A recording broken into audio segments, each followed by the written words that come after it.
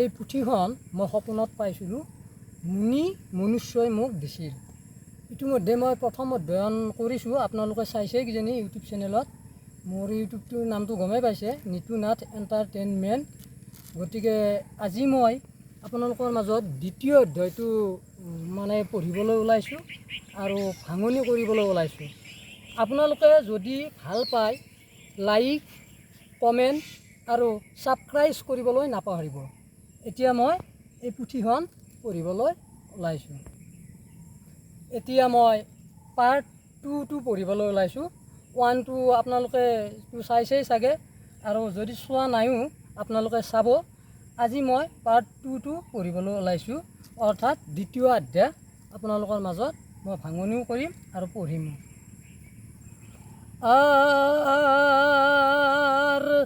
ধনী লোকে লাল খাই লালৰ গোন্ধত সন্মান পায়।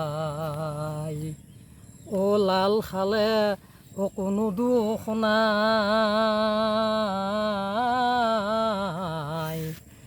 এই কথা জানি থবা ভাই। তাৰমানে কি কৈছে যে ধনী ধনী লোকে অৰ্থাৎ ধনী ধনী মানুহে লাল খায় আৰু লালৰ গোন্ধত সন্মান পায় বুলি কৈছে। এই কথাটো মই কোৱা কথা নহয়, আমাৰ শাস্ত্ৰও কৈছে। কি কৈছে যে লালৰ গোন্ধত সন্মান পায়। আৰু লাল খাই পেলাই যদি কোনোবা কাৰোবাৰ ঘৰত গৈছে, ধনী মানুহৰ ল'ৰাই হওক বা ধনী মানুহে হওক, কোনেও একো নকয়। কাৰণ কিয় নকয়? সি লাল খাইছে, লালটোত এটা সন্মান পায়। কিন্তু এইবাৰ কি বুলি ক'ব? এইবাৰ আকৌ ক'ব, হে ৰাম,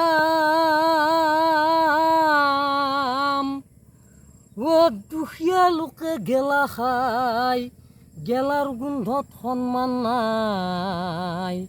যদি দুখ কৰে ভাই, পাতা দেউতাও নাই। এই শাস্ত্ৰত আৰু এটা কথা কৈছে, এইটো ভাল কথাই কৈছে, যে দুখীয়া লোকে গেলা খায় বুলি কৈছে। আৰু গেলাৰ গোন্ধ মানে কি? আমি কথিত ভাষাত ক'ব গ'লে বাছ, গেলাৰ যিটো বাছ ওলায়, সেই গেলাৰ গোন্ধটোত সন্মান নাই বুলি কৈছে। আৰু যদি কোনোবাই কিবা কয়ও, কোনো পাতা দেউতা নাই, এই এক মাত ধৰ পিঠি ফালি দি কোবে, এনেকুৱা ধৰণৰ কিছুমান কথা মানুহে কয়। আজিকালি আৰু এটা মদৰ নাম আছে, সেই মদটোৰ নাম হ'ল লাহে লাহে। আজিকালি আৰু এটা নতুনকৈ মদ ওলছি, আৰু সেই মদটোৰ নাম কি বুলি কৈছে? লাহে লাহে। নামটো লাহে লাহে। আৰু লাহে লাহে খায়ো বহুত নিচা লাগে ভাই। মাজে মাজে কিছুমানৰ মাথাটো বিষায়। যদি সেই লাহে লাহে কিছুমানে খায়, মাথাটো বিষায় বুলি কৈছে। সকলোৰে নহয় কিন্তু, কিছুমানৰ। ধৰ আজি মই খাইছোঁ, মোৰ মাথা টিংটিঙে দিছে, আৰু কালি কোনোবা এজনে খাইছে, হয়তো মাথা বিষোৱা নাই। কিছুমানৰ মাথাও বিষায়। এই কথাটো এই শাস্ত্ৰখনত কৈছে। যিবোৰ ল'ৰাই দিনে ৰাতি থাকে মদ খায়, সেইবোৰ ল'ৰাক জমে কিন্তু বৰ ভাল পায়। আৰু এটা আমাৰ শাস্ত্ৰখনত কি কৈছে? যিবোৰ ল'ৰাই দিনে ৰাতি মদে খাই থাকে, সেই ল'ৰাবোৰক জমে বৰ ভাল পায় বুলি কৈছে। জমে ইমান মৰম কৰে, তাৰমানে ইমান মৰম কৰে, তাৰমানে বুজাবৰ উপায় নাই। জমে সেই ল'ৰাবোৰক বৰ ভাল পায়। সেইকাৰণে বেছি দিন নেথাকে জীয়াই, জমে আহি মৰমেৰে স্বৰ্গলৈ লৈ যায়।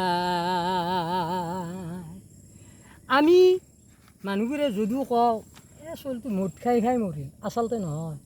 জমে মৰমতে থাকিব নোৱাৰি আমাৰ পৃথিৱীৰ পৰা সেই ল'ৰাবোৰক স্বৰ্গলৈ লৈ যায়। কাৰণ মদ খোৱা ভাং খোৱা যিকোনো মানে ৰাগিয়াল বস্তু যিবিলাকে খায় জমে মৰম কৰে। কি পাপ কৰিছা নুসুধে ভাই, শাস্তিও নিদিয়ে ভাই। ই মৰম কৰে পিছি পিছি অজানিবা নিশ্চয়। কি পাপ কৰিছে নুসুধে, একো শাস্তি নেদে, কেৱল মৰম পিছি পিছি কৰে। পিছি পিছি মানে পিউৰ চুমা বুলি কৈছে, পিউৰ চুমা। পি মানে পিউৰ আৰু চি মানে চুমা বুলি কৈছে।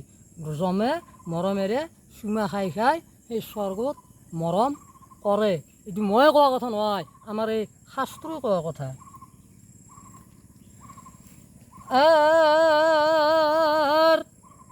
সোণৰ পালেঙতে দিব যে খুৱাই, দুফালৰ পৰা সুন্দৰী যুৱতীয়ে দুখনি বিচনীৰে বিচে লাহে লাহে।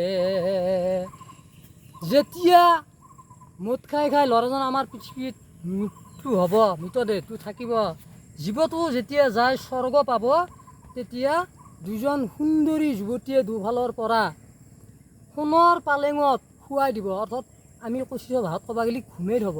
ঘুমে দুফালৰ পৰা দুজনী গাভৰু ছোৱালীয়ে ডাঙৰ ডাঙৰ বিচনীৰে এনেকৈ বিচি বিচি দিব। এতিয়া এইটো আমাৰ দ্বিতীয় অধ্যায় আছিল, আৰু এই দ্বিতীয় অধ্যায়টো ইমানতে অন্ত পেলালোঁ।